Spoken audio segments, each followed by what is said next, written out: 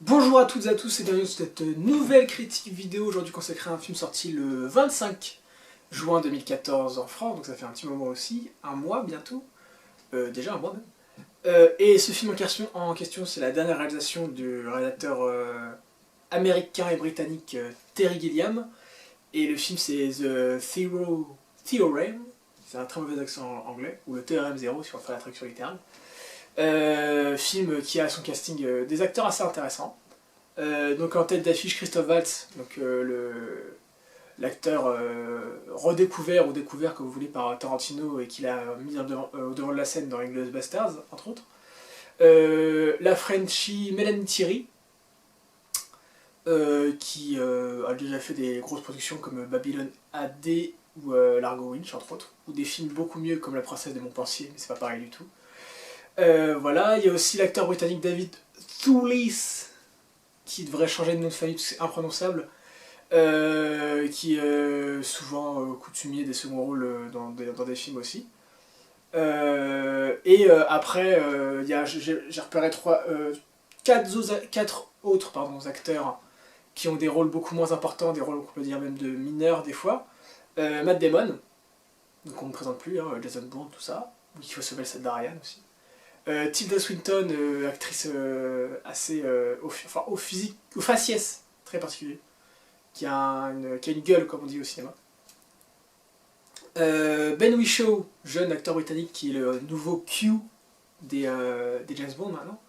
Et Peter Stormare, qui est un acteur, je sais plus, islandais je crois. Ouais, je crois qu'il est. Enfin, de scandinave, comme ça je ne me risque pas, qui est souvent aussi coutumier des seconds rôles au cinéma. Donc voilà, casting assez intéressant, Terry Gilliam qui refait un film, ce qui est toujours intéressant aussi. Donc pour ceux qui ne connaissent pas Terry Gilliam, c'est le seul américain qui faisait partie de la bande des Monty Python, la troupe des Monty Python, et qui est celui qui a marché après, en fait, qui est devenu réalisateur et qui a bien marché. Et il a réalisé beaucoup de films très connus, comme Brasil, L'armée des 12 singes avec Bruce Willis, ou qui a réalisé aussi... c'est lui qui a réalisé Sacré Graal? Ou c'est une réalisation... Peut-être que c'est une réalisation collective de Monty Python, je sais plus. Mais voilà, Killa revient avec ce dernier film dont j'avais lu que c'était un simple ersatz de Brasil, et je suis pas tout à fait d'accord.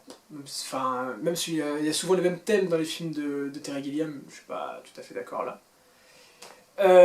Alors, vite fait, Zéro Théorème, de quoi ça parle? Donc on se retrouve dans un monde futuriste assez proche, on se doute. On suit le personnage de Cohen Leth, donc, qui est interprété par Christophe Waltz. Et ce type-là a l'air un peu dérangé, hein, il suffit de voir le début du film il suffit de voir les 5 premières minutes du film où on se dit qu'il est vraiment dérangé. Et il travaille c'est une sorte de mathématicien un peu. Alors, mathématicien slash informaticien, quelque chose comme ça. Dans une boîte, il a qu'une envie, c'est de travailler chez lui afin de pouvoir attendre l'appel téléphonique qu'il attend depuis toute sa vie.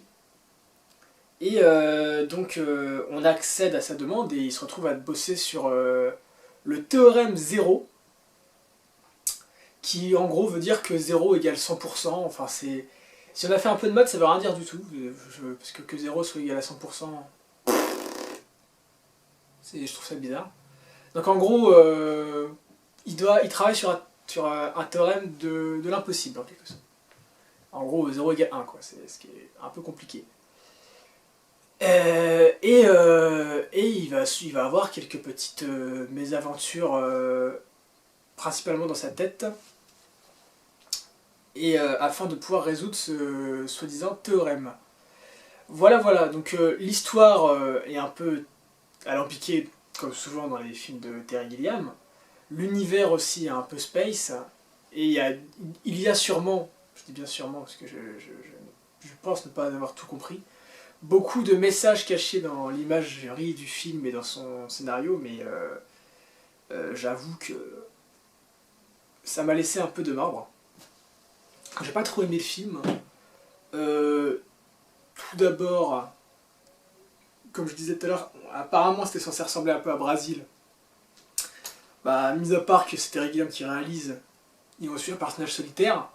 Je vois pas d'autres références à Brésil. Il n'y a pas le côté grandiloquent de Brésil. On sent que c'est un film, Théorème Zéro là, c'est un film à petit budget. Euh, qu'il a tourné ça vraiment grosse restriction budgétaire. Il y a